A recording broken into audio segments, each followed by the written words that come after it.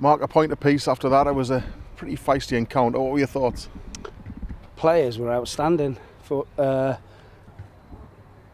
They came after 30 minutes, became a difficult encounter because obviously we were down to 10 men and we have to try and do it a different way and try and play counter-attack, and thought the boys did it really well. Thought we were never really in too much trouble, and maybe we had the best chances in the second half with 10 men.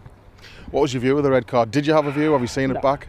No, it's just a melee. It was amazing that there was only one card shown in that melee. Not surprisingly, it was to a Barrow player. Have you spoken to Mark Ellis? I presume he doesn't feel like it was a red card, does he? Or? No, I mean, listen, let's let the dust settle. We'll have a look at it, have a look at the video and see what we do. It did make it difficult, didn't it? Especially when they then get the goal just on half-time, you're thinking the worst. But these lads have shown time and again they've got a real spirit. They've got a real determination and grit and solidarity about them. They've had to put up with a lot, but they've been brilliant. They've been outstanding, all of them. You see James Jones, not played any minutes, hardly trained, comes in and plays really well for an hour. How important was it to get that goal right on half-time? Of course it's important.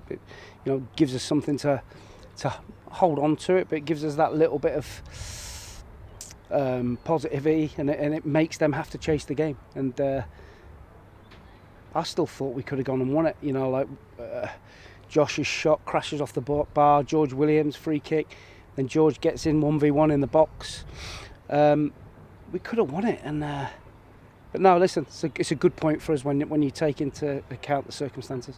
And when you first came to the club, you said the crowd could be a weapon, and today they really got involved, and that sense of injustice after the red card really got them involved in the game. Yeah, it's not very often you see probably every person in the stadium aghast at what's going on, and that was the case today.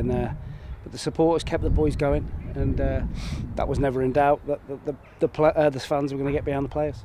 Particularly important in the closing stages when you could see that the lads were really feeling that fatigue. Yeah, of course, out on their feet, and you're playing against the top team, playing against the favourites, one of the favourites to win the league. So, but like I've said from day one, they're a really resilient bunch. Ollie Banks, it was a great finish for the goal. It's his first goal for the club, and it's probably one he's really deserved because he's been outstanding this season, hasn't he? He's been brilliant from day one. I've known him, played against when he's at Tranmere. Yeah. He's always been a good player.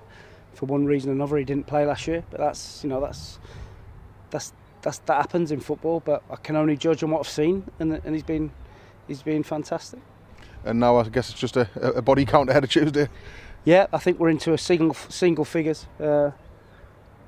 So yeah, players will be off for a couple of days now and recover, and we'll go and try and play against Accrington on Tuesday.